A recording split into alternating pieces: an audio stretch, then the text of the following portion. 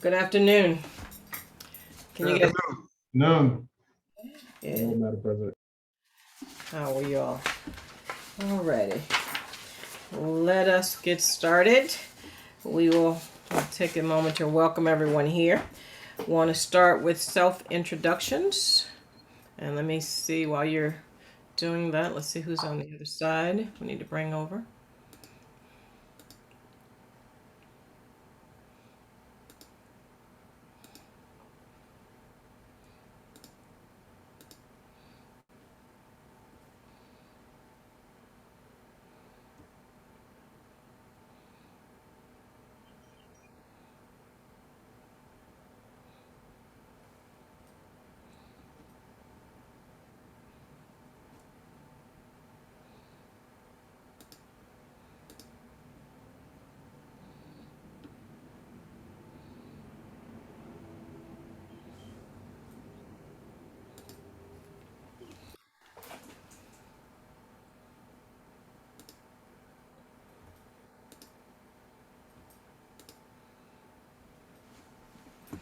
Okay. Let us begin with self-introductions. Anyone? Don't be shy. Good afternoon. I'm Alona Holmes, and I'm representing the NAACP. Good afternoon, Elder Geis, Faith Community. Colonel David Holmes, Broward County Sheriff's Office. Michael Bell, Community-Based Connections.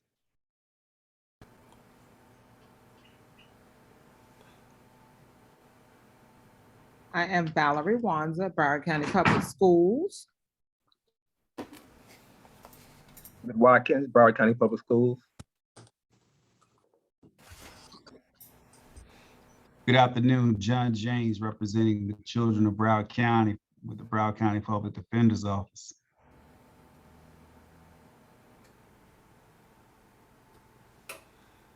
Travis Lagarde, Department of Juvenile Justice, CAP Coordinator. Major Victor London, Fort Lauderdale Police Department.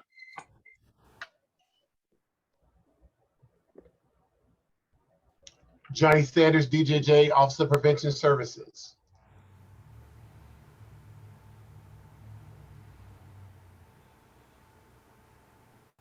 Maria Michelle on behalf of the State Attorney's Office Juvenile Division. Okay. Is that everyone? Judge Carlos Rabola, I'm in the Juvenile Division, Circuit Court Judge. Thank you, Judge. Thank you, Madam Chair. Alrighty. With that, I want to remind you of our norms and share with others.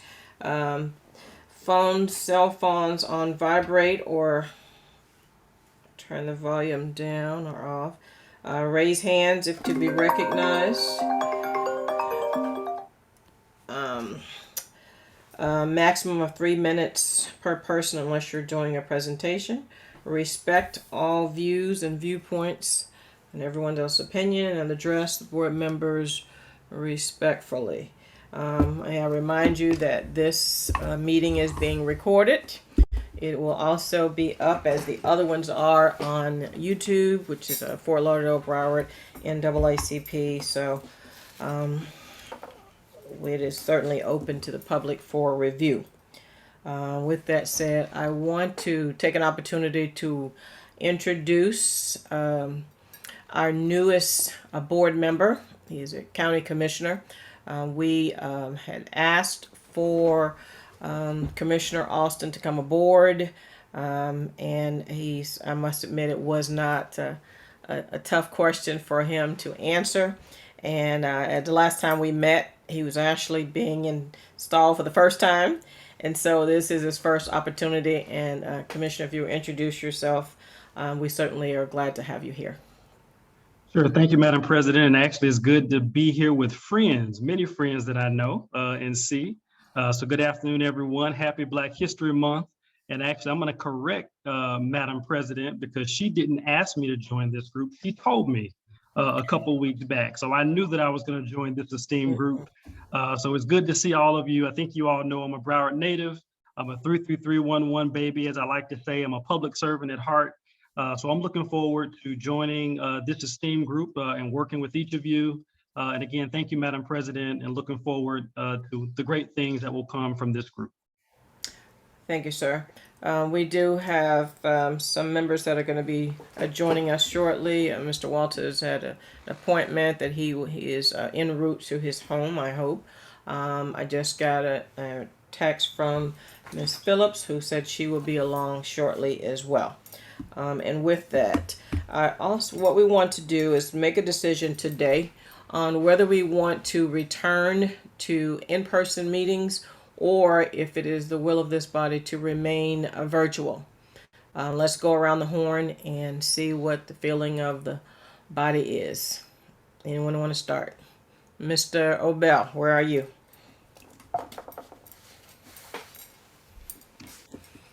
Madam President, I am fine with virtual either way. It doesn't matter to me. Okay. Anybody else? Mr. Major London, what say you?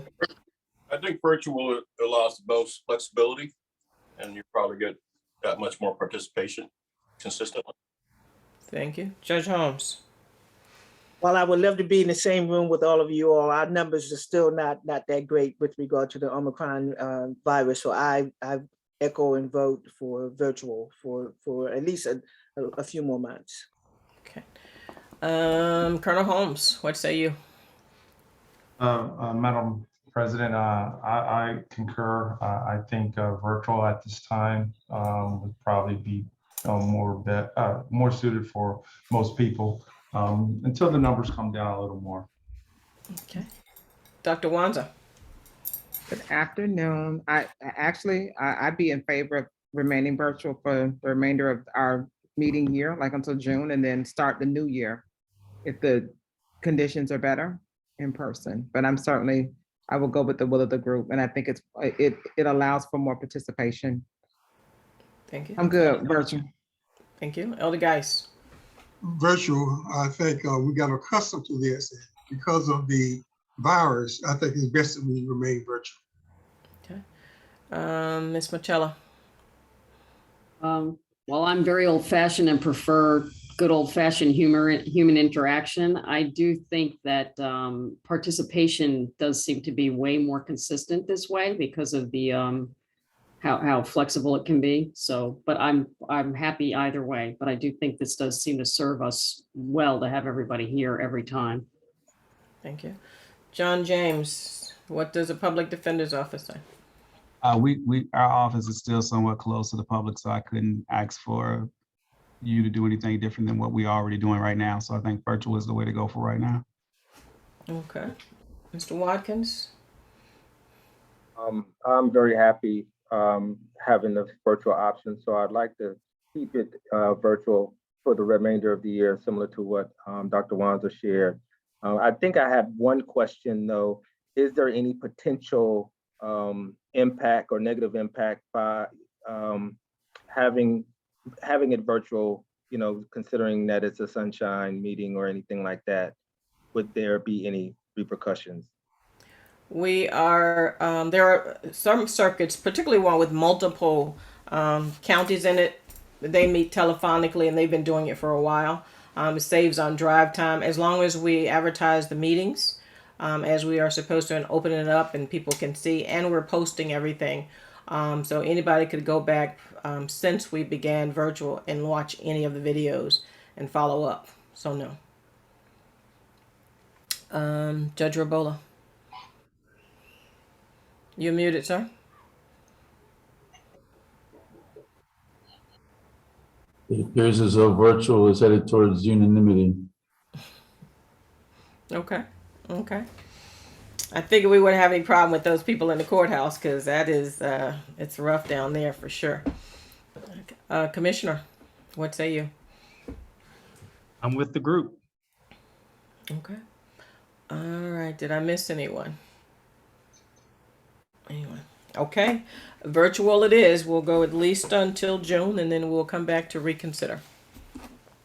I'm glad about that because, that's helpful. All right. Colonel Holmes, it is February 2022. Do you have your cross-trained staff in place at the JAC? Yes, we do. We currently have a sergeant and 2 deputies that are cross-trained, and they are currently in contact with the state's attorney's office should any questions or any issues arise. So the things are in place as we had hoped they would be at this time. So we should be good to go. Now, do you have a process in place, or if you will you describe for us the process that you have in place should a child who is civil citation eligible appear at your facility? When we last spoke, you were going to make sure that they did not enter the building per DJJ's your agreement. Somebody was going to go outside and then check. Then is that in place now? Yes, we have a system in place where outside the doors, there's a processing area. And the problem that we have is I can speak for all of BSO districts because we can't control at this time. There are a few municipalities that I guess haven't been cooperating to the extent that we had hoped. But for all the BSO jurisdictions, and municipalities, we are following that protocol where they're processed outside. And it is determined if someone slips through the cracks, then we have a personnel from the JAC that will come outside to make sure that the civil citation is issued outside of the entrance into where the desk is. I know about a month and a half ago, I went over with the state's attorney's office to see the facility and see how we can prevent a child from going through the doors. Like I know you had stated that earlier, that whole process is what we are trying to avoid, them even to be to start the process of being booked in there. And the suggestion that came up by the staff there was to utilize the outside area for the paperwork, and that's what we're going to use when presented with those obstacles as they occur. But the staff over there at the JAC, they're on board. The state's attorney's on board. We have all the pieces in place. We have to continue to try to push for other municipalities to come on board with this, though. We're doing our part, but we need them to step up as well. So, having said that, I know that the previous administration worked on that for a while. They got a few other police departments on board. So, new day, got a lot of new chiefs. So, you have your process in place now for everybody that's from BSO land. Yes. Fort Lauderdale, where are you on a civil citation eligible child being taken to the JAC? Will you allow the same consideration given to be at children who appear at the JAC who are taken there by BSO along with Fort Lauderdale?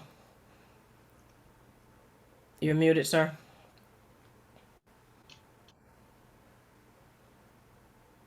We will, and that's already been in play. It's basically BSO's operation. So if they say they won't take someone who is eligible, we don't have an issue with them superseding that. If there are concerns, BSO can contact the lieutenant. So, Colonel Holmes, what do you need from Fort Lauderdale? So when you have should you have an officer approach the Sally Port with a child, before the state attorney's office and DJJ put together an agreement, kind of an MOU that shows the chief's signature, so they could say to the officer, "This came from the chief." Do you need something in place now, or do y'all have a better mousetrap? If we have the MOU from whatever municipality is willing to participate and be a part of the process, that's all we need down at the JAC for our staff that's in place there. And as we stated earlier, because they are cross-certified, they can step up and issue those civil citations. But there has to be an MOU in place from the other agencies. So Fort Lauderdale, you're in, right? Who's going to write? Is Gloria? Are you all going to write that, or do they need to get together with and use the template from the last agreement, or what's your suggestion? My recollection is if they're not, are they not a part of the original MOU? Am I not? I mean, No, they had to be individuals because some departments were on board and some were not. right. So since we have everybody's new that's in place. I think it's probably best to have new agreements with new signatures. I don't think that the Fort Lauderdale police men will be impressed if they got a signature from Frank Adderley, and if that happened today. So it Oh, probably yes, you make a good point. Yep, I will follow up on that. okay. Mhm. And in the meantime, Fort Lauderdale and BSO can work that out. Can you all work that out, please? So at Yes. least we can start with that. With BSO's on board, if Fort Lauderdale's on board, we're moving along. Yes, Madam Chair, if I may make a suggestion, if we can have the state's attorney's office probably speak to the Broward County Chief of Police Association to see how many municipalities are willing to sign that MOU. We've spoken to them in the past, and I think only a few have stepped up. I know I've spoken to the group in the past. If maybe the state's attorney's office can step up again and talk to them and all at once, and we can see if we can get additional municipalities on board and get those MOUs signed, because we now have the personnel in place. So there's no reason why we can't make that happen, prevent these juveniles from slipping through the cracks. Okay. Gloria, do you have, is that something you're willing to do?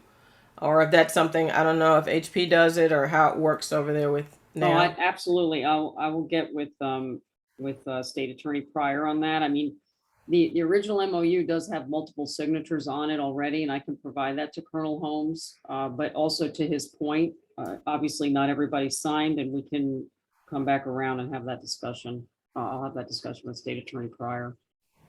Okay. But what I would love to do is what Miami-Dade County has, which I've explored and I don't know, maybe this is a good place to mention it. They have signage in Miami-Dade County that the diversion coordinator provided to Dennis Alsbury, State Attorney Alsbury. This is the State Attorney Alsbury in my office, where it basically informs law enforcement that if the youth is eligible for civil citation, they're going to be issued a civil citation. You're not going to be able to basically cross over into DJJ. It has to be done. The problem is, I don't know if, unlike our county, whether Miami has every agency participating so that they could have that signage. That's my only outstanding question. Because the sign is helpful because it basically gives them direction when the transporting officer or the arresting officer is dropping that youth off. And it kind of goes along with what Colonel Holmes was just saying, which is it's basically giving them more reinforced direction of here's what's going to happen. You're bringing this youth in, but if they're eligible for civil citation, we're not going to accept them into the jack. But it's really just a sign, like a street sign almost. So that seems to work for Miami-Dade County. I'm exploring that. I brought it up at my last meeting on this with State Attorney Pryor and Chief Assistant Falk. And while I'm working with the clerk's office, and I still have to get with them on those some of those loose ends that we have, that's a sign that I'm hoping to consider that might be helpful. And I can always get obviously with DJJ on that as well as Colonel Holmes. Okay. Okay, I do believe that there was an actual agreement that was in place some time ago that Kathy Ronda put into place. Judge Holmes, can you check with her on that to make sure? She did. That we did. Madam Chair, she did. So they have it? Yeah, we're familiar with all of that. And again, I think maybe that I would assume that part of the reason why that works is because maybe they have more participation from their municipalities. They do. Right. So it's a matter of trying to, I guess, readdress, some of those agencies that are not participating. But, you know, again, as you all know, if an agency doesn't participate, the state attorney's office is committed to participating. So Dennis Alsbury and myself have already been working with, you know, the good folks over at the county, Tamika Gaynor and her team on capturing those missed opportunities. We're just trying to smooth that process out. Okay, we'll check with her. I'd love to see what that document looks like. It's probably, and then since that time, the last effort that I am aware of, there have been changes in the chiefs. So perhaps the thinking will be different from more departments. Judge Holmes, can you review? I know we talked about the juvenile seal and expungement. Can you review the different types? Because there was a lot of information. And we didn't have, I know that the commissioner was not aboard as well. So can you tell me the different types Yes. and the eligibilities, please?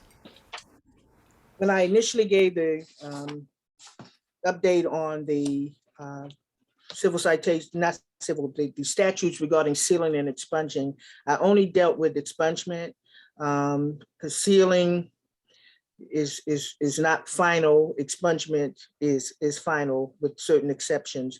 But there's Florida statute 943.0515 that allows, it's a criminal justice information program that once a person that has several misdemeanors and they were in the system, by the time they reach the age of majority, as the statute says, they are eligible for automatic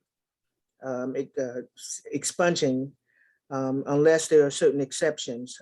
So if they were a habitual juvenile offender, or they were sent to a juvenile facility 5 years after the date that the offender turns 21, okay, the record shall be expunged. That's the statute.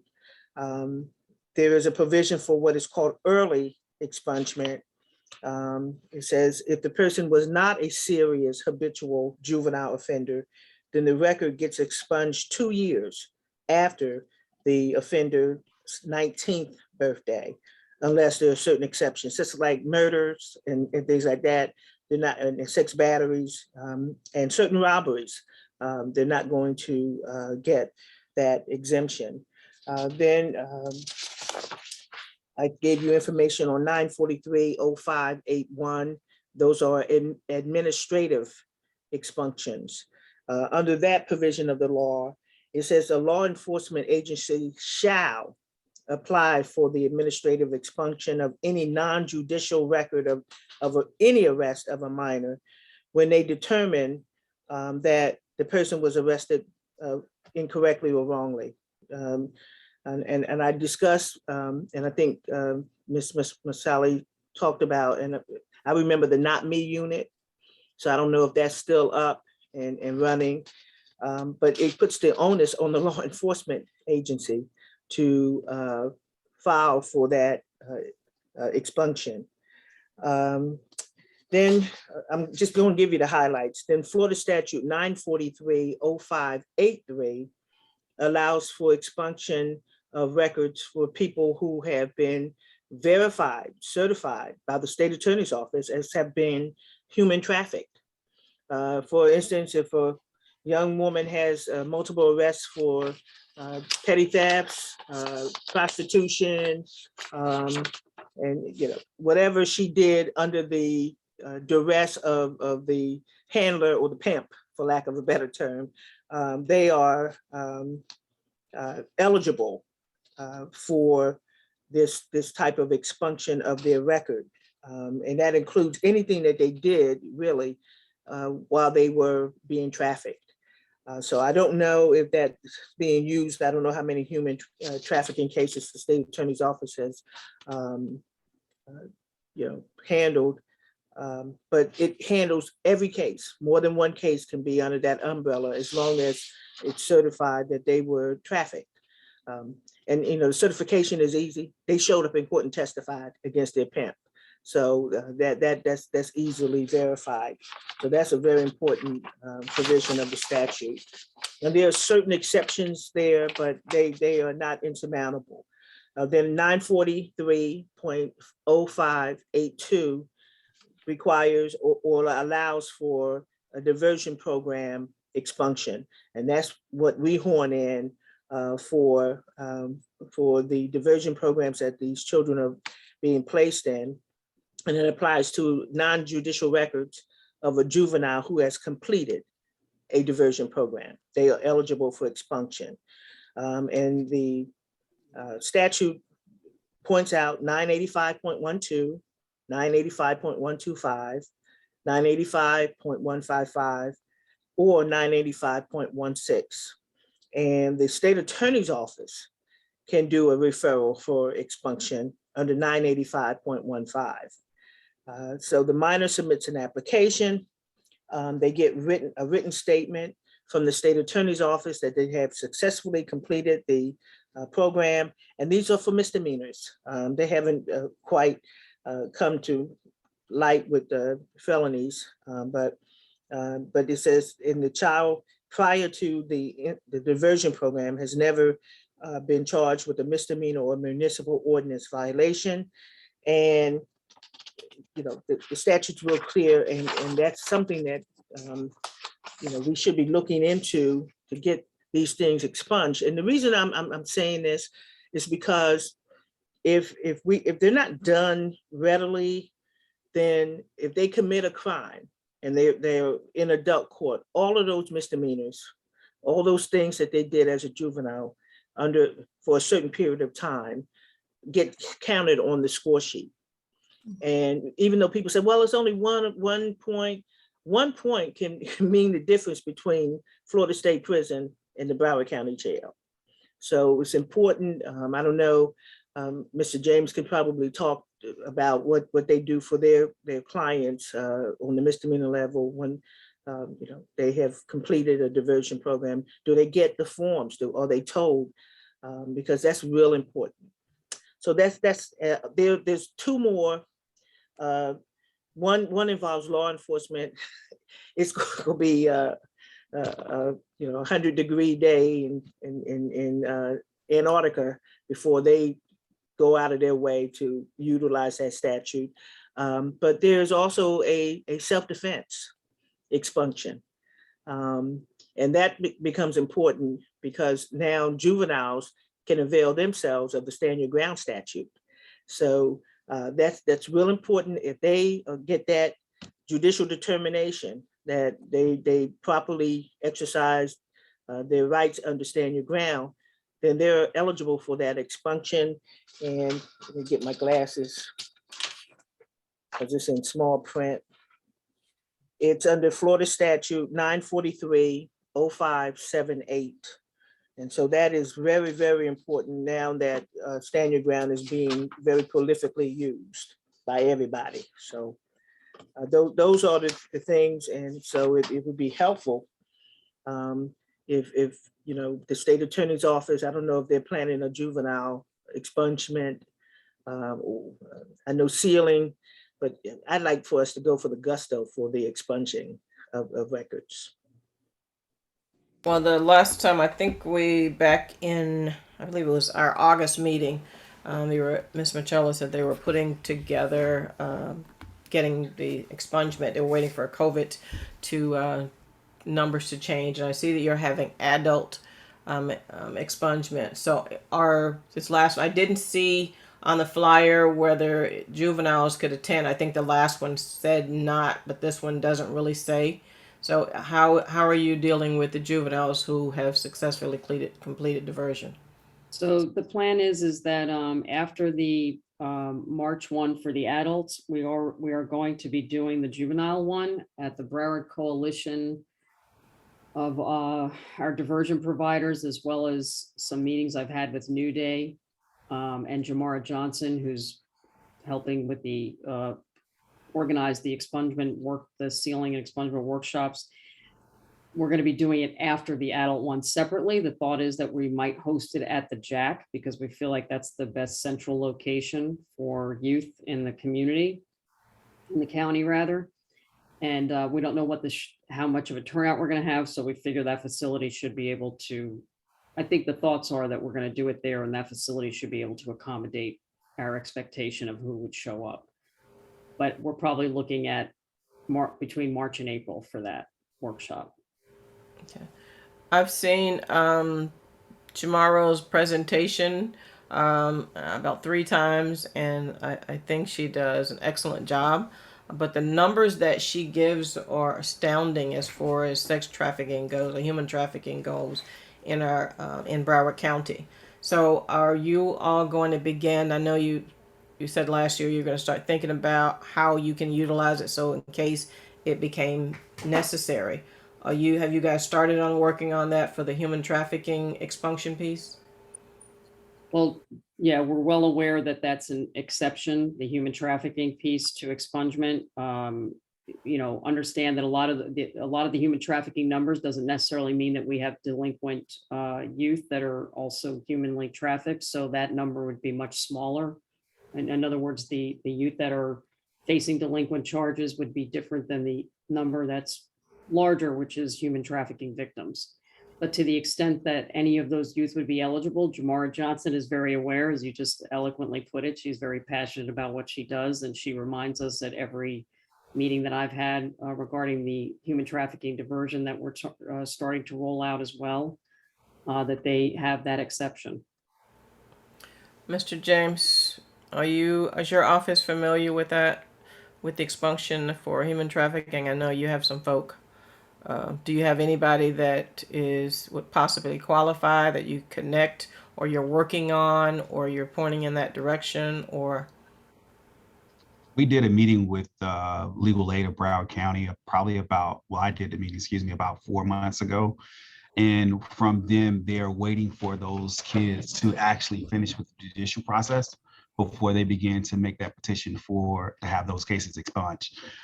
The problem that we run into, I have to be honest with you, Madam President, is that a lot of the kids that we come in contact with, where it is potential that they may have been victims of human trafficking, don't like to speak out the fact or acknowledge that they have been. And I think one of the things that you have to establish by way of the statute is that you have to pretty much be willing to go on record that you may have been the victim of such, right? When the child is not willing to say so, it's very difficult. We do have in the circuit a administrative order for what is called rise court. That court is a court designed where if in fact there's a victim of human trafficking that has an open pending case, that case is sent to that particular division. We do represent a few of those individuals there. They work closely with Florida Legal Aid of Broward County. So they're being advised at the time that while they're in court, that they have this option once their court case is settled and resolved. So yes, we're identifying them. Yes, we have avenues to help them, but we directly can't file the petition, but that's something that Legal Aid of Broward County is doing. But you make them aware that that is an option that's available? Absolutely. Okay. And so what will, Gloria, what will your office do for those youth that have successfully completed diversion some time ago, but they still have the opportunity? How will you do the outreach to those folk to make sure that they know that you're back doing the workshops again? That's, Madam Chair, I have to rely on the good folks that actually organize that event in terms of how you're talking about in general for youth that are eligible and we have not seen for the last couple of years, essentially. Yes. I would have to actually get back to you on that. I don't know how they, it's been a while since I've participated in them as a volunteer, how they actually mechanically get notice to those youth, I'm not familiar with. I would have to get you an answer on that. Do you know if the providers are sharing with the children that it's coming, or it's eligible, or anything like that? Yes, and my understanding is they go over all that paperwork with them or provide the families, the youth, with how to try to achieve that. And in fact, because of this these meetings that we've had and the fact that you all have brought this up on several occasions, we've had these same discussions now more frequently about making sure that every provider is aware and implementing the idea that they need to be educating that family and that youth on their expungement options. So it's been in the talks. We're all aware that it's a practice they've always had, but we're going to, they want to make sure that we're going to be having new providers come on board, that they're educated on what those responsibilities would be to the youth once they've completed diversion. Absolutely. And to the extent that I'm going to try to find out how physically they provide that paperwork, everything is online now. So, are you educating them how to access it, that kind of thing? My understanding is yes, that is what they do. But as we're having these continued discussions with New Day, we're talking about that all the time. That's always brought up. Since the cases all originate, this we're talking diversion, from your office, and Dennis is sending them out, and then once the case is completed, either successful or otherwise, it's returned to your office. Wouldn't the Dennis, I assume, is still the person, may have a list of those folk, or at least the previous contact for those individuals? Yes. Yeah. I'm saying to you, forgive me, but I don't know. I would have to find out exactly. You're talking about in terms of getting information out to youth to come to the expungement workshops? Right. When I was saying how, to use any means, every means that is available to do that. Yeah, we would have record of all of that. Absolutely. And that might be how they've done it. I'm just telling you that I was not involved in that process. So I don't want to mislead you and tell you that I know how that's done. That's a very good question and something I will definitely want to know myself. So I will find out. Yeah, I think some providers did, and then the state attorney's office, kind of a collaborative effort back in the day. Mr. Obell, you had a question? Yes, I had a question / statement, but I think you hit on it, Madam President, because when we provided those services, we was required to keep a list of those who are able to be expunged based on the case. So, and we were always provided, we got to notify them, us as provider would notify the parent and the child of that option for them. So I know that was a practice when we provided the services. Okay. Is it still a fee, or is there no fee for the expungement? There's no fee, and normally if there's, it used to be $75. So I'm asking now, has that changed, and is it free, or is it still $70? Anybody know?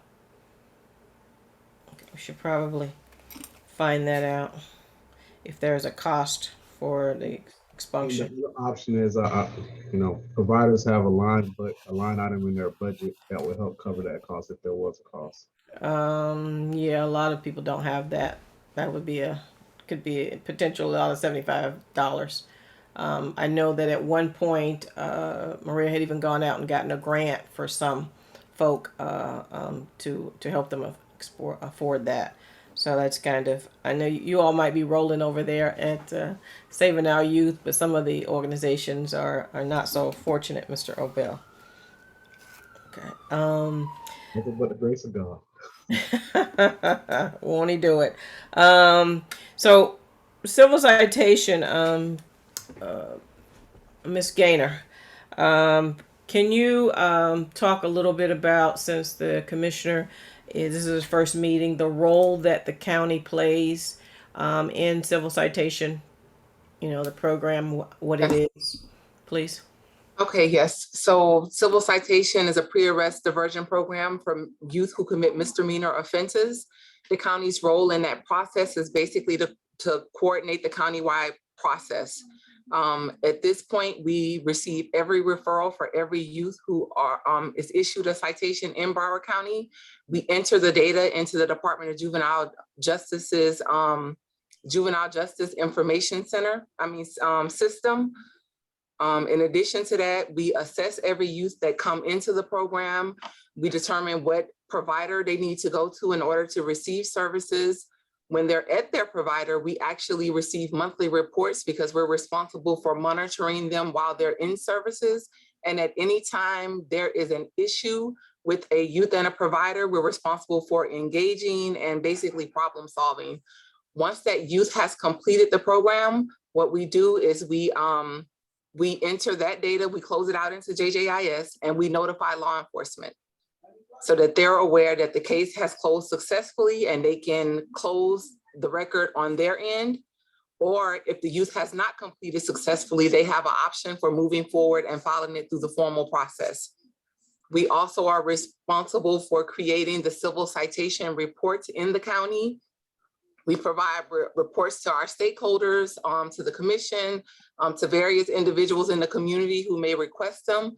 We also provide individualized law enforcement reports that they may request. And we develop the policies and procedures, and we provide training as needed.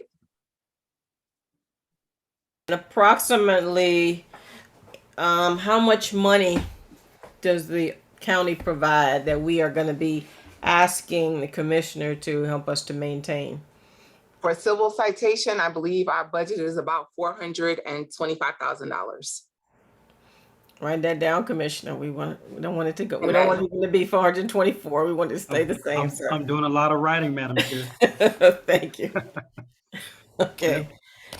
And so, to your knowledge, is there another county that offers the same services as Broward County does?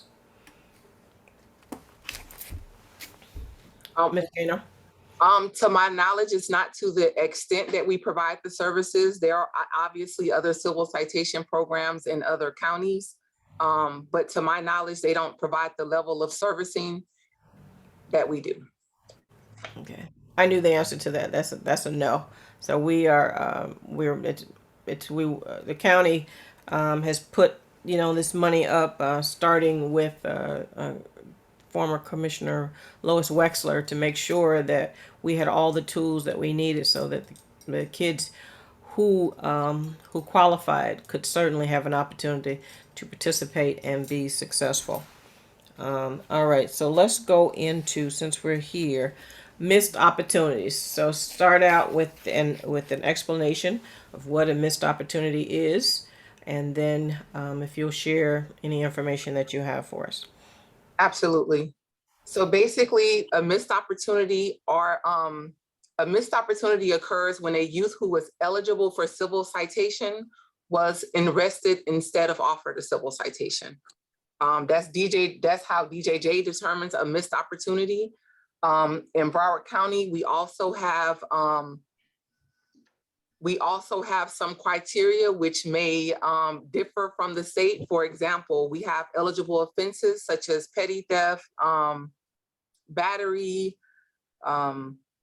shoplifting, petty theft, battery, loitering and prowling, things like that. But we also have limitations. Right now in Broward County, we do not offer civil citations for misdemeanor battery offenses that are domestic violence related. We also do not offer civil citations for sexual related offenses or weapons. So it's basically misdemeanors, but for the missed opportunities, it's basically those youth who have misdemeanor offenses, but who were arrested instead of offered a civil citation.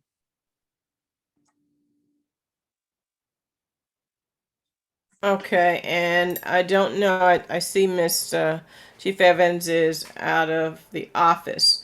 So I don't know, would you have gotten a report or has anyone sent it out? So we have not received the most recent report, which would be the report for the month of January, but I did go ahead and compile the report that we have from the beginning of the county's fiscal year, which is October 21 through December 31st. I'm prepared to provide those numbers if you wish. Yes, please. Okay. For October of 2021 through December 31st of 2021, there were 66 missed opportunities in total, and that's based on the state's criteria. But when we look at those numbers, there were 28 domestic violent offenses, which are currently not eligible for our circuit. So that left us with, we had 36 missed opportunities that were true missed opportunities, and there were also 2 missed opportunities for ineligible offenses. Specifically, There was one offense that was coded as a weapons charge. It was coded as firearm actually, but when we looked at it, that actually was an electronic device. We don't have the paperwork, but I believe it probably was a taser. And then there was also a misdemeanor offense for indecent exposure. So we had 36 total missed opportunities that were true missed opportunities for youth who had never had any involvement. Of those 36 missed opportunities, 14 of those youth were Black. There was there were 14 Black females and 18 Black male. And then there were 6 others, 3 Hispanic, 3 white. Of those cases, most of those cases came from Coconut Creek Police Department for a total of 19 of the 36. Second, it was Coral Springs who had 7. Davie had a couple, Fort Lauderdale had 3, and then we had 1 for Miramar and Plantation and 3 for BSO. Still the most prevalent offense right now, as we've seen since the school year, since the youth have begun attending school in person, battery is the #1 offense right now. There were 28 batteries. There were 2 for disorderly conduct, 2 for loitering and prowling. There were 3 misdemeanor obstruction of justice and 1 petty larceny. Most of the youth who are receiving civil citation are between the ages of 14 and 17.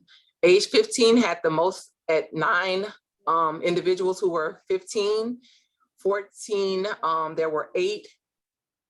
And then 16, there were 7, and 17, there were 8 individuals.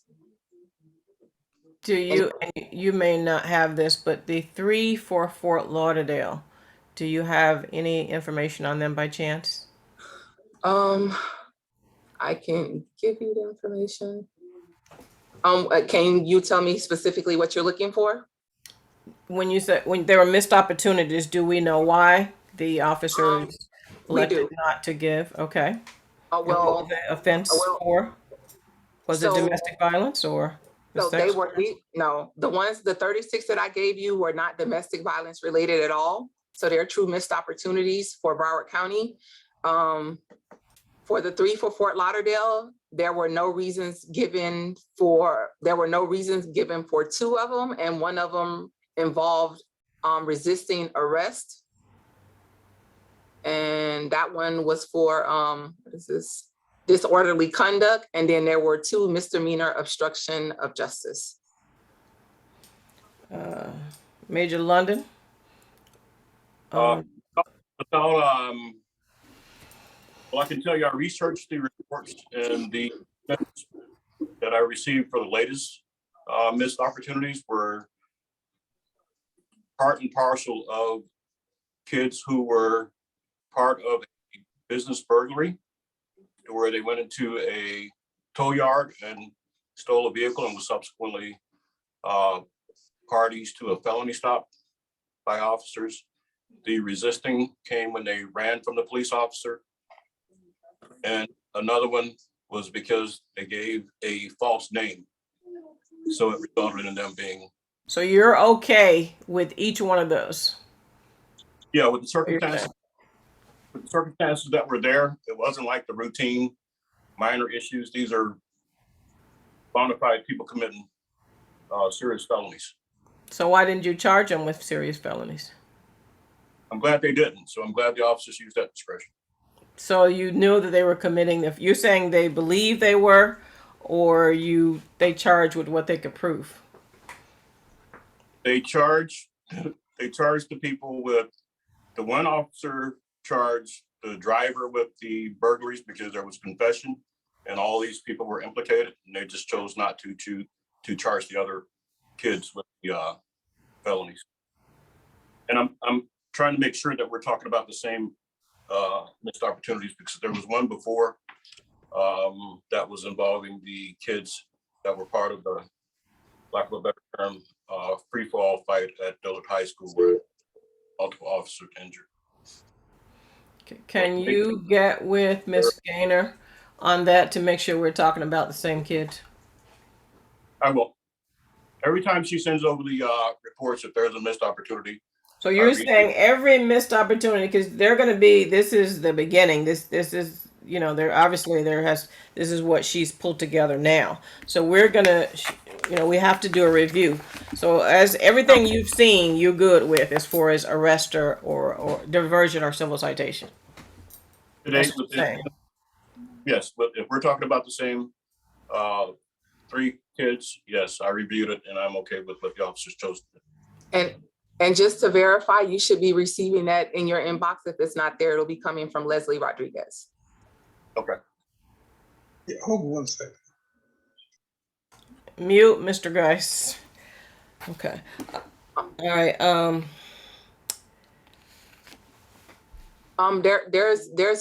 There's just a couple more pieces to the report. I Please. think that you had previously asked for.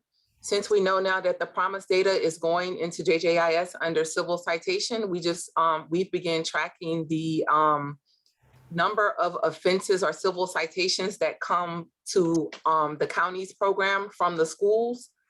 And 24 of these offenses did come from the schools, 16 from Coconut Creek High School, and then various other schools, but the majority came from Coconut Creek High School. Okay. So when these missed opportunities happen and you know that they're eligible, this is where the state attorney's office is supposed to deal with that. How are you all dealing with the missed opportunities from Coconut Creek, Gloria? Not just from Coconut Creek, but in general, I can tell you that when we review the reports, much like we just heard from Fort Lauderdale, if I review the report and I can see that the officer used discretion in determining why they may not have issued that civil citation, and we might agree with why they didn't issue the civil citation, then we're going to use discretion as well. I mean, the truth is that some of these cases that might look like eligible first-time misdemeanor offenses come out of a fact pattern that is bigger than just a misdemeanor eligible offense.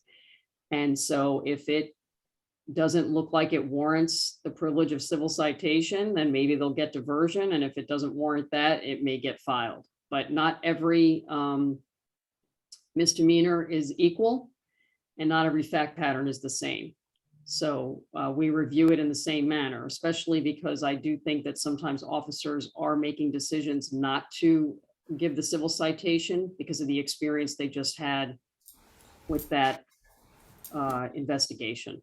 So are you saying, Gloria, that the state attorney's office is good with every missed opportunity that Coconut Creek, and since they're the highest, them in Coral Springs submitted, you okay with all of those? No, I haven't reviewed I haven't reviewed every Coconut Creek missed opportunity. I'm saying in general, I just don't want to miss. I want to talk specifically about these because since Coconut Creek, the Department of Justice and Department of Juvenile Justice have flagged Coconut Creek every year since I can remember for having the majority of. So I find it hard to believe that these police departments. And if you heard what we're talking about missed opportunities, majority of them black children, that every one of these is good. Now, I'm not saying that there aren't any of them, but you're saying to me, if you're saying to me that that your department, your state attorney's office is okay with this, then I No. I think I'm not saying that at all. What I'm saying is if you're asking sometimes about, I'm asking, have you reviewed those cases and have you determined how many of them went to civil citation, if any? How many of them went to version of any, or did you do something else? That's what I'm asking. I can't speak to those specific cases. I'd have to go back and look. Will you do that and have it for us next month, please? Absolutely. I do get the missed opportunity report every month. I generally go through them every month. I think I might have missed last month going through it. And try to understand. We've tried to send ones that we believe should have been eligible over there, but I can't say that it was what agency it was specifically. So I will definitely look at that. I totally can appreciate that Coconut Creek seems to have a disproportionate number of missed opportunities every time. And so I will look at the entire report as well as those particular cases and see what we did do with them, if anything. If they were a missed opportunity, did they get over to civil citation anyway? And I will also revisit with State Attorney Pryor, because we have actively discussed it, that this is still an agency that doesn't seem to be obviously signing on to what all of us are trying to put into place. Right. So the buck is gonna probably stop with your office because they are who they are. Major London. Yeah, I received the report from Mika's office, and it is the same kids that I spoke about. Thank you. John James. Anything about the missed opportunities that concern you? Well, just, I guess I don't want to just beat on a dead horse here. Well, one, we didn't get a report for this month. Well, actually would include information or data from the month of January.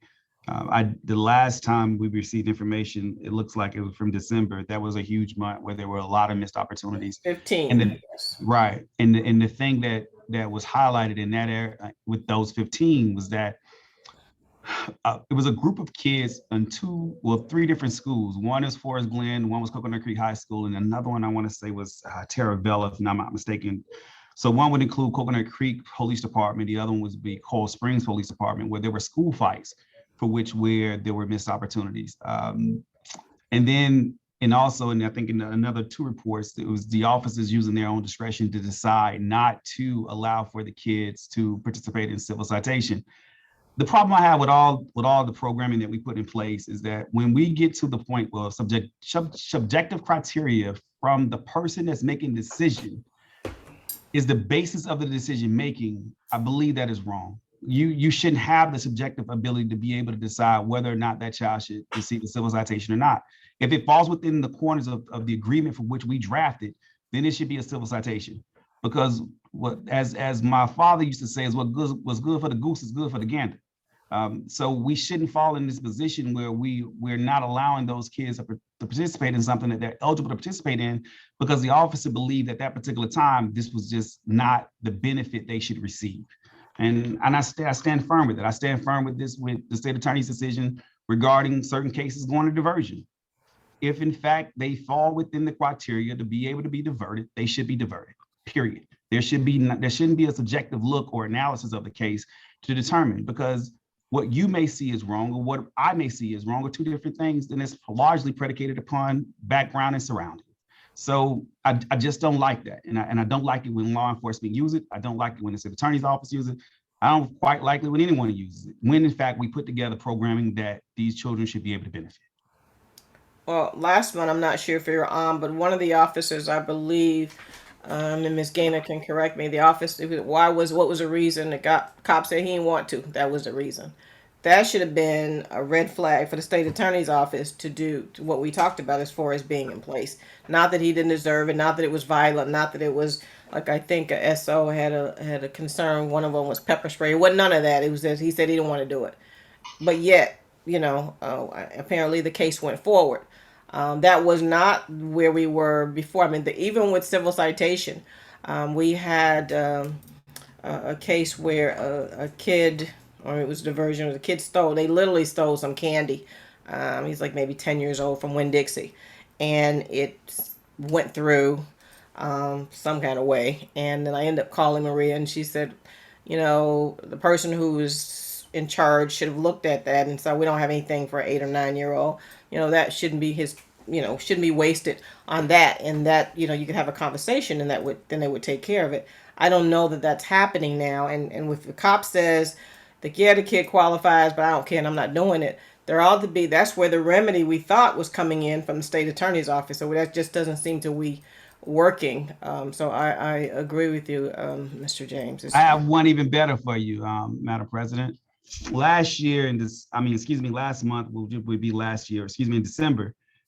Plantation Police Department, young boy was with his friend. They were inside of the mall. The friend decided that he was going to do something that he had no business doing. So he was inside of Macy's. He picked up some items that would have allowed him to be arrested for petty theft. So his friend who was there with him and stood by as his friend was being arrested, he asked the cops, hey, listen, why is my friend being arrested? Law enforcement officers told him to go stand on the sidewalk and to stand away from them while they're trying to make this arrest. He stood there for 15 minutes and then he walked back up to him and just simply asked him, why is he being arrested? Why are you guys arresting him? What did he do wrong?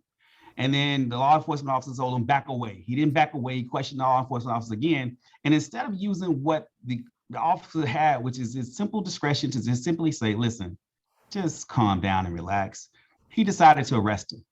Kid has no criminal history, 15 at the time.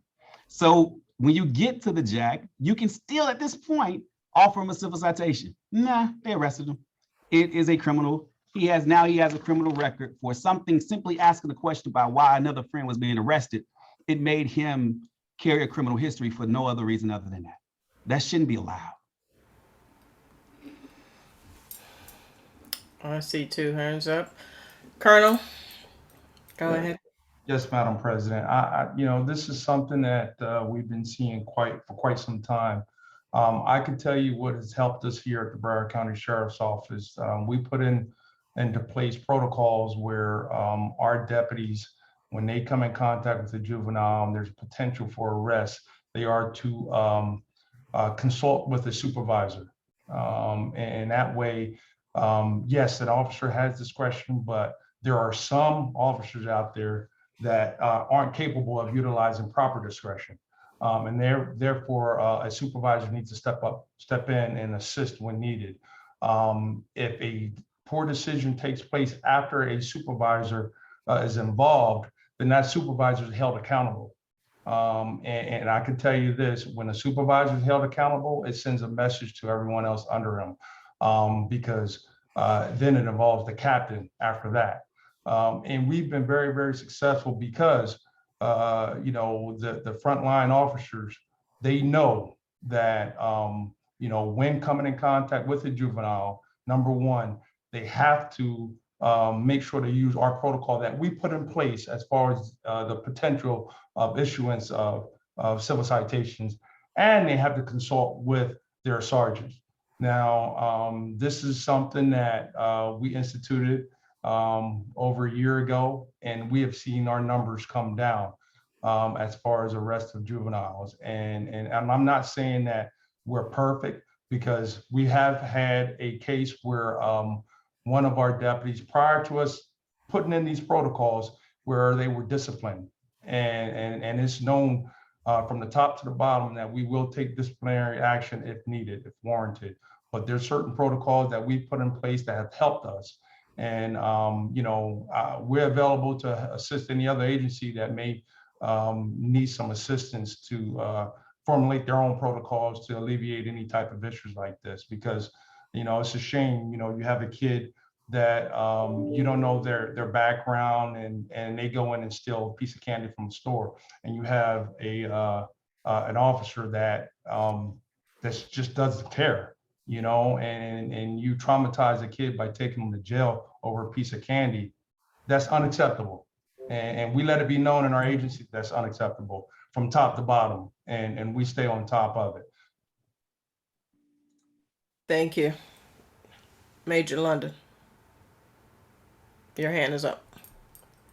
It should not have been, but I'll take this opportunity to say that I agree with what's being said. And as you know, with helping us craft our policy, it requires a lieutenant for an officer to proceed, not issuing the citation. So I echo the sentiments that are already being spoken. Okay. And so before we were meeting with Ms. Machella, we met with the state attorney, who said he understood where we were trying to go with this. When these cases came forward, that they would take, really a good look at it and determine what was really going on. If nothing has changed, then we really have accomplished nothing. I don't know what it's going to take for them to realize it, that, there's something going on here. This is month let's just follow the data that Ms. Gaynor gave us. We can see that the missed opportunities are primarily Black children. First Black boys, and then Black girls, and then others. There is a problem here. So I think we need to stop really dancing around it. You know, as I said, I was first contacted by DOJ some time ago regarding Coconut Creek. Nothing has happened. Their cases apparently are still being processed. They're still going through. That's, you know, that's not okay. And Coral Springs is, you know, Coral Springs. So nothing changes there. So something has to be done when it comes to particularly Black children. I believe being treated differently. You know, is it always the missed opportunities with us? That the numbers would suggest that more often than not, then that is certainly indeed the case. So I will. We need to really discuss how we can call out these issues that we have, and we can talk to their leadership, see if they care. Plantation, you know, and Coconut Creek. Coconut Creek. I remember talking to. They have a commissioner assigned to to oversee the police department. Thank God he was not successful when he ran for state attorney, but claimed to know nothing about their record for arresting children, having the worst arrest record in high schools in the state of Florida. So, you know, even after he's been enlightened, it's still the same. So I guess the good news is he lost, didn't even come close. The bad news is it's still happening. So we'll have to figure out the best way to address that. Is there anything else? Oh, Miss Gaynor, did you and Miss Marcella have an opportunity to follow up with Coral Springs, Plantation, and Lighthouse Point regarding their policies that prevented civil citations to the children? For certain offenses, we have not had any follow-up to the conversations we had previously. Is that going to be, can you work that into your schedule sometime soon, or you're waiting for them to get back to you, or what's your next course of action there? I think we'll reach back out to them. I think when we left it, and there was a follow-up at least to Coral Springs, and there was a change in the person who was responsible for it. But we were waiting for them to get back to us, but we can definitely reach back out to them to see if we can get something for you prior to the next meeting. If I'm not mistaken, that's been many, many months now. It's been a few months, yes. Any questions? Okay. The John James, when we last spoke about the large number of juvenile arrests for domestic violence, your office agreed to begin to pull some information together to track what is happening with these children. Have you all been able to make any progress on these children? Yes, we continue to keep track of the domestic violence cases. I would say that a large number of the cases are being diverted. We see a few that come through where we're actually trying those cases, but for the most part, a greater percentage of our domestic violence cases are being diverted. And these are siblings primarily, or are they parents or relatives? I know that we mentioned previously that some of them were school-based. So how does that work in a school-based situation?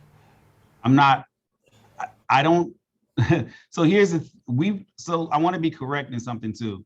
We never have had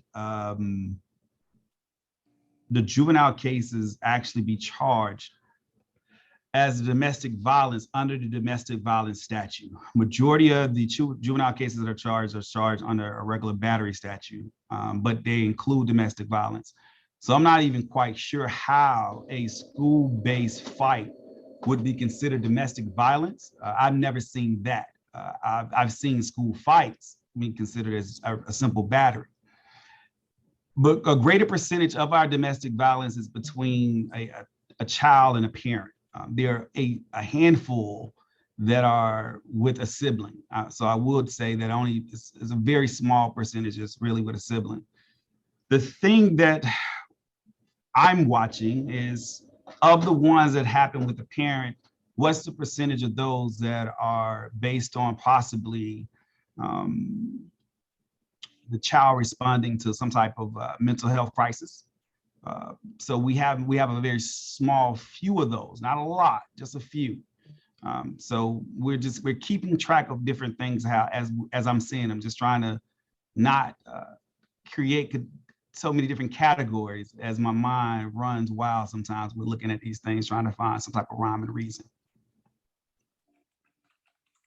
I think what we were looking for is, since the number is so large, to figure out exactly who, what, why, and when. Because I know previously there was a former charge that used to be called, I think they called it disruption of school function. So we suddenly saw when the law enforcement found out, their SROs decided, and that was something that could go through unquestioned. Then we started seeing a lot of those. And then when the spotlight came on that, then they started with something like a fray. And then, that was earlier on when we still had our diversion program. And I even asked the state attorney's office, like, what is a fray? I mean, what is that? And she said, well, no, let me think about that. She says, that's a riot. But the officer clearly had written that there were two students fighting, but there are other kids, kids do, not saying that they should. They're jumping around, looking, laughing, pointing. And so the kids that were not in the fight, jumping around, looking, laughing, and pointing, led to an affray charge for some of the children who were not involved other than watching. And so we started watching that, and then something else became a different charge. So I'm wondering now, is this domestic violence the go-to for like a Coral Springs, to make sure that way that those children are eliminated from being able to participate? So we need to really drill down and see what's going on with this domestic violence. Our numbers are suspiciously high. I would tell you that the only one I saw that was questionable was in the month of December, where there was a young girl that trashed, for lack of a better phrase, her mother's beauty salon. And one of the items that she threw down hit the mom, and she was arrested for domestic battery. It didn't, I mean, I guess it could be technically categorized as such. However, that particular case, that was a missed opportunity case as well. But some of these cases, because we're not appointed to these, well, excuse me, let me say this differently. Well, yes, we're not appointed to the cases, and the state attorney diverts them, we lose the ability to be able to access the information after about 10 days after the kid is initially arrested or so, because we don't have access to it anymore from the clerk system or the clerk standpoint. So I wasn't able to track what happened with that particular case. That's where the county would come in along with the law enforcement agencies. So we have Colonel Holmes and Major London on board, willing to review theirs. But Ms. Gaynor, if you have the rest of the information, obviously I'm not asking you for those. We're just talking about an individual evaluation to see what's going on. Clearly, some of them are going to be domestic violence. I know at least a couple of those from BSO were legit. But we will only know which ones are which when we actually look to see what's going on individually. They're suspiciously high. Let's just say that. So if I can speak, the challenge with those, and it's one of the reasons why when I do the missed opportunity report, I try to always start with saying that it's not our report. So while I may verbally give the data and I receive the data, it comes directly from DJJ, because when it's a missed opportunity, that's delinquency data. So I have limited access to that data because the civil citation program is a pre-arrest program. So we're outside of that scope. We get the missed opportunity report from the Department of Juvenile Justice to share with our law enforcement agencies, and we do it as a courtesy, but we don't have any details and really can't get any details past the report that we're giving and we've given. And once we get that report, we're able to see a face sheet in JJIS, but that's the limitation of the information that we're provided or that we have access to. Then we will need to go to Chief Evans in order to get that accomplished. We can work on that. But I know that at least Fort Lauderdale and BSO have been more than willing to review and see what's going on. We'll have to figure something out for the others. Major London, is your Yes, hand ma'am. still up from before? Apparently, I don't know if I control that or you. You do, but okay. Let me get up to speed then. Okay, thank you. All right. Ms. Gaynor, is your hand up from before? Okay.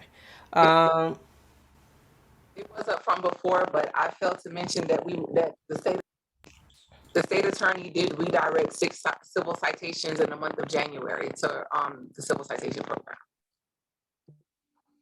Thank you. That's good news. Were they 6 of the 15 from, or were they from previous? Because December was a big month. Right, so we received them in January. We'll have to compare it with the January missed opportunity data once we receive it from the department. Okay, good deal. Thank you. That's good news. Judge Holmes, there were some bills that we were tracking. You're muted. Yes. The bill that Mr. Weeks mentioned, the enforcement part is an issue that's Senate Bill 802. But the two that you asked me to track and to locate are House Bill 1459, and the companion bill to that in the Senate is Senate Bill 1510. And I mean, it's like 41 pages, and I'll just give you some of the highlights. It deals with the Baker Act and the Baker Acting of Children. And before I proceed, if I may, the last meeting we had, we asked Judge Robolo to look into whether or not, the children were being taken out of courtrooms and in the back way, Baker acted by those who handled them. And so, Judge Robolo, you want to tell me what your report, or I'd rather them hear it from you than me, but he did look into it. I did, and I got most of my information from Judge Elijah Williams, who's the chairperson of juvenile delinquency. And basically, by the time it gets to the judges, there isn't anything that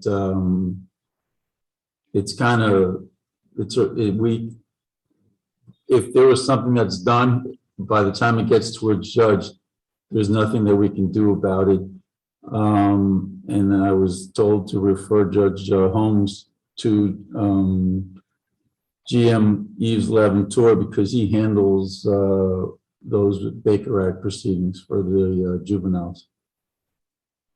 The problem with that is he doesn't know how they got there. All he knows is he's got a file on his desk. He doesn't know if the police initiated it. He doesn't know if the judge ordered it. He doesn't know, if the schools initiated. He just knows he gets a file. So that's where these bills come in. We had Senate Bill 590 last session that was primarily a notify. Children were going to school and not coming home. The police were quick to write it off as they ran away. But in essence and in fact, these children were Baker acted.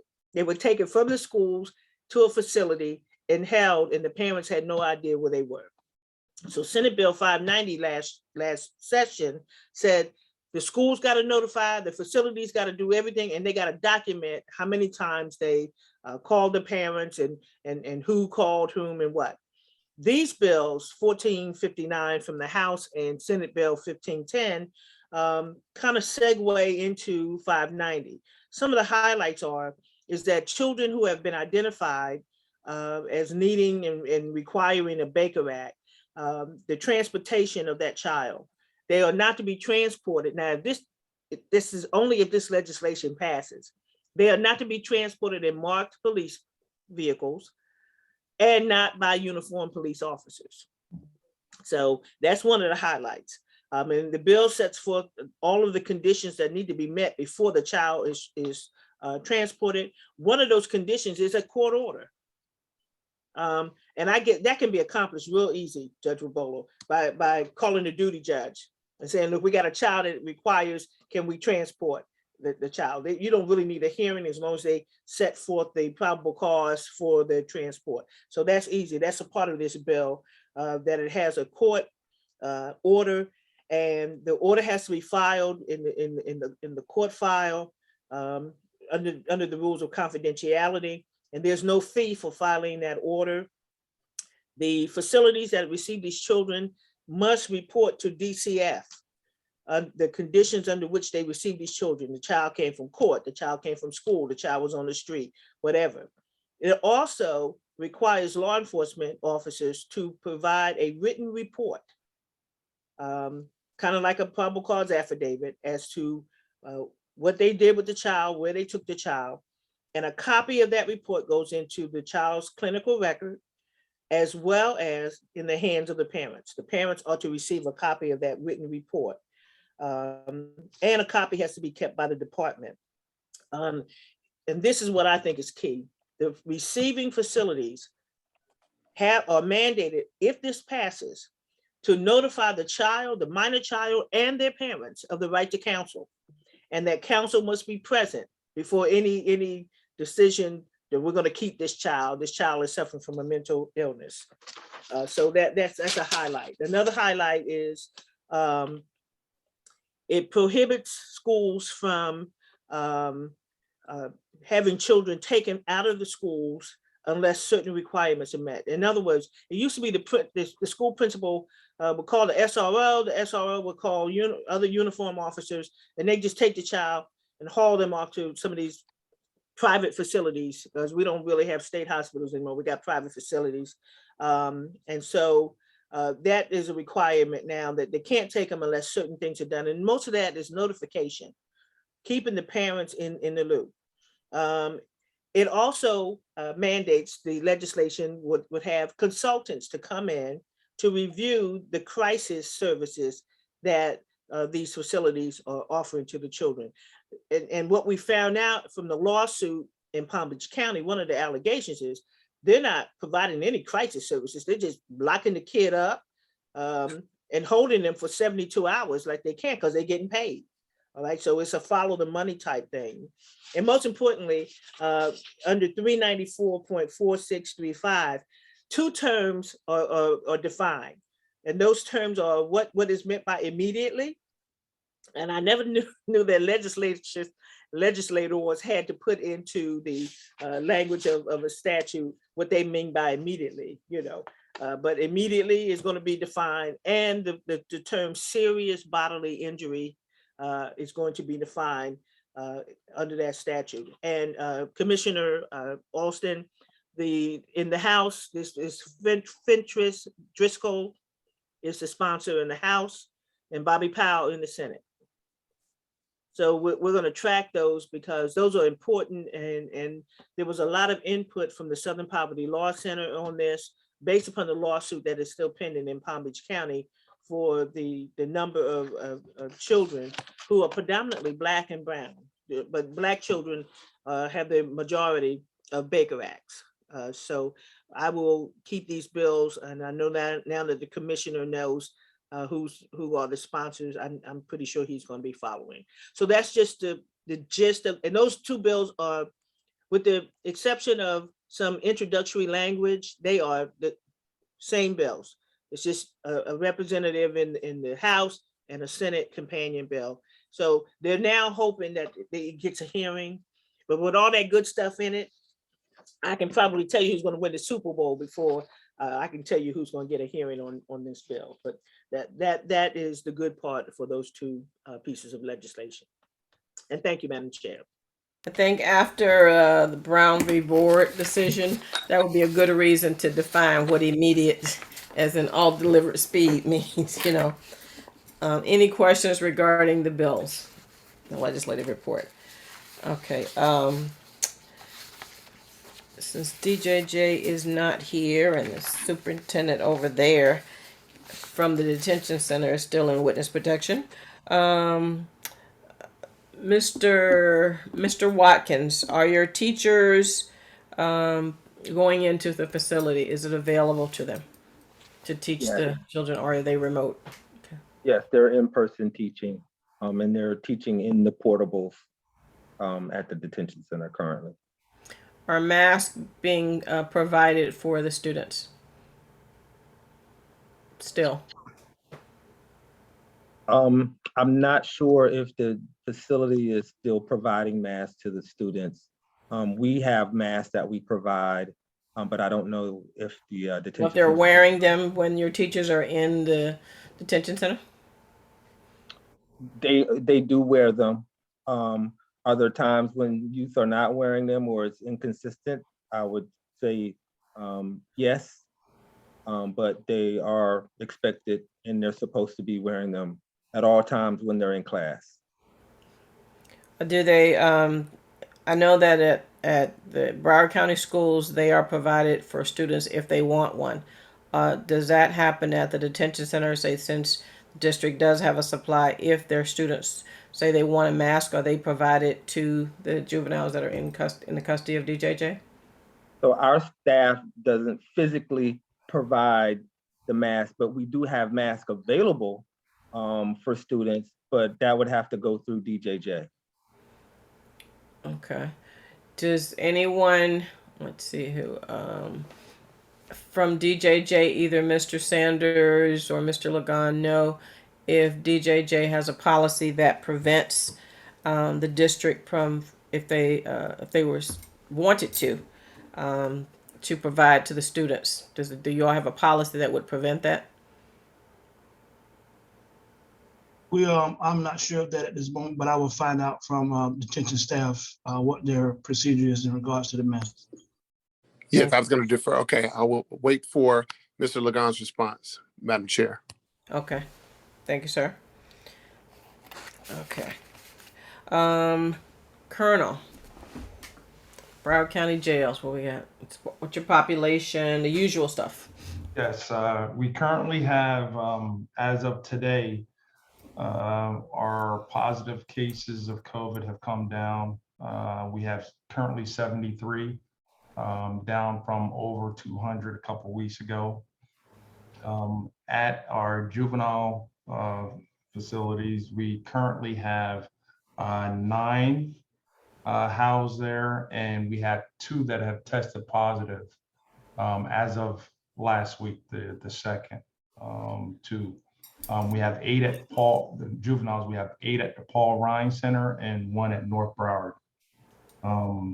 All the students have access to mental health services and behavioral services, and they are receiving their schooling via Zoom still, because the numbers still have to come down further before they have the teachers back in the facility. Hopefully the numbers will still go down, but we're still fighting that battle. Let me ask you, Colonel. So what happens when a juvenile tests positive? What's the next step? They're isolated, they're quarantined until I don't think it's 10 days any longer. But I can't tell you exactly how many days they're quarantined or protocol. Let me check my notes, but they are quarantined. Is there any treatment available? Because I was on a Zoom with a medical doctor on last night to say if you test positive, there should be some treatment available. Yes, yes, treatment is available for them. Do they have to be symptomatic? Pardon me? Do they have to be symptomatic in order to receive the treatment, or simply a positive test will start the process? The medical staff there determines that. But if a juvenile requests certain treatment, in addition, I'm sure the medical staff will adjust accordingly. Also, just so you know, too, in our, I think it's the North Broward Bureau, one of the positive inmates, they make sure that in that facility, because that's a little different from the Paul Ryan, that they're isolated by themselves and a tier by themselves. So to eliminate contamination, cross-contamination with any of the inmates or the workers or any additional inmates. So they're isolated. Are you still providing masks? Yes, yes, we are. Yeah, we haven't changed that protocol at all. Okay. How often are tests administered to juveniles To juveniles, that are in your custody? Yes. I would have to get back to you on that. I'm not sure how often. Because I'm not sure if it's every week, every other day, but I do know that when they come in, they're tested right off the bat. Everyone, as soon as they come in, they're tested. But I can't tell you if it's every other day or every week. But I'll have that answer for you next week for sure. If I don't receive a text before we get off. I think that that's a step in the right direction because earlier on they had to be symptomatic in order to even to get tested. So that's a step in the right direction.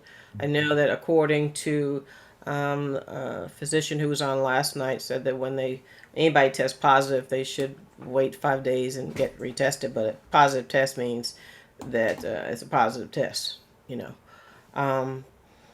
So if you will let us know on that. And are you still providing COVID shots and or boosters for Yes, any yes.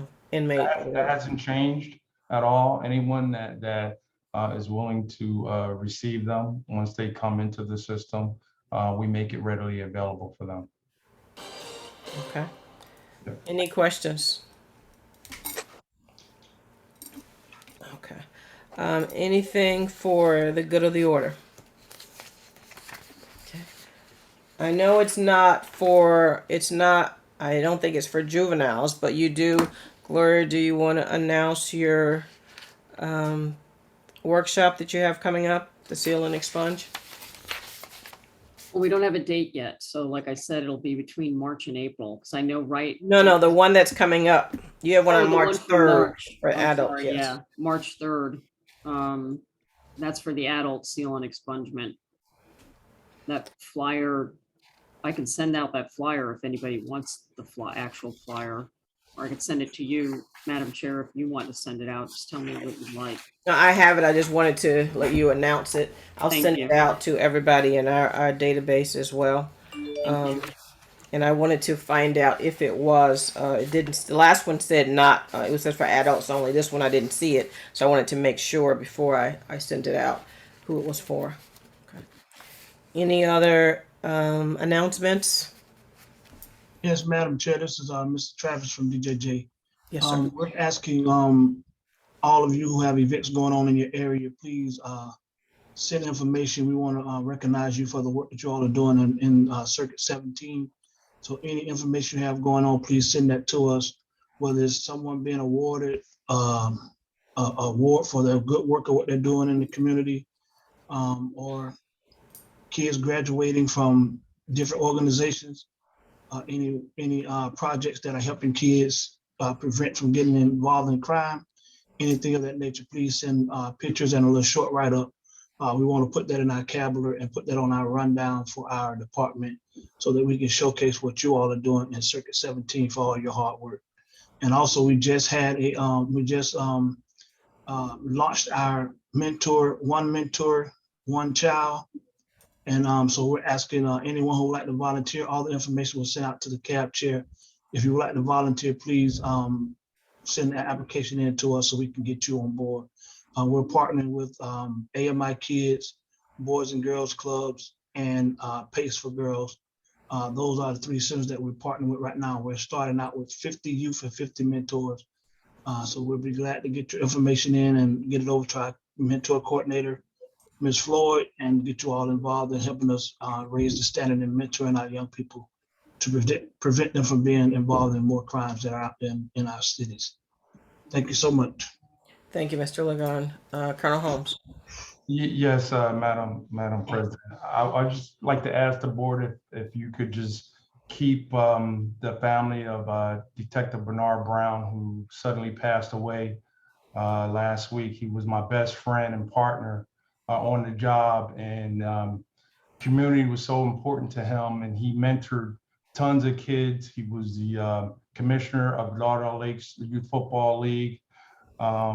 He, like I said, he was my partner, and he believed in community.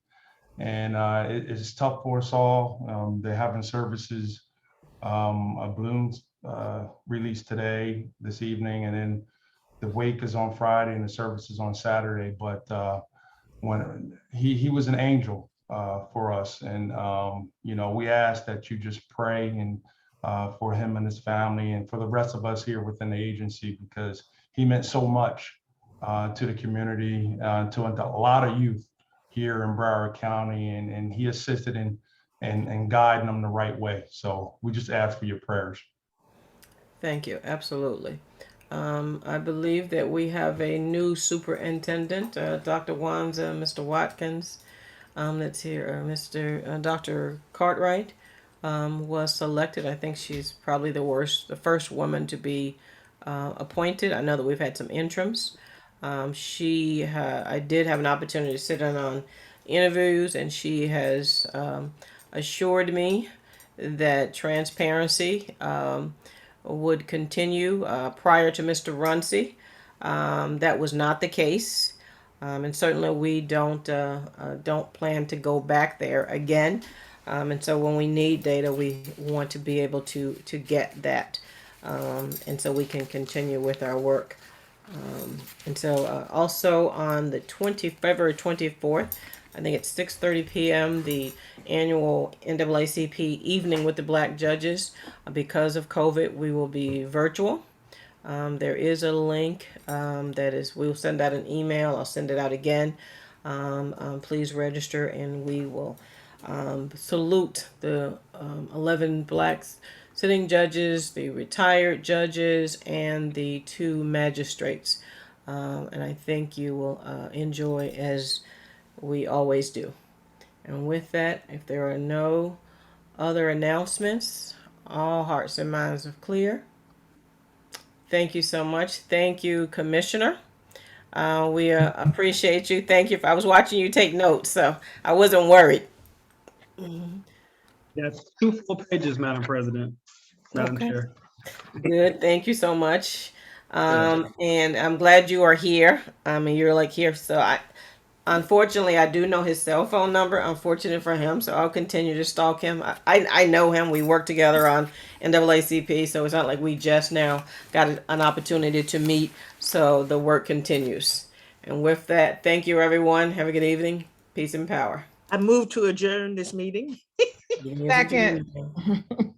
Take care. Bye-bye. Thank you, everyone.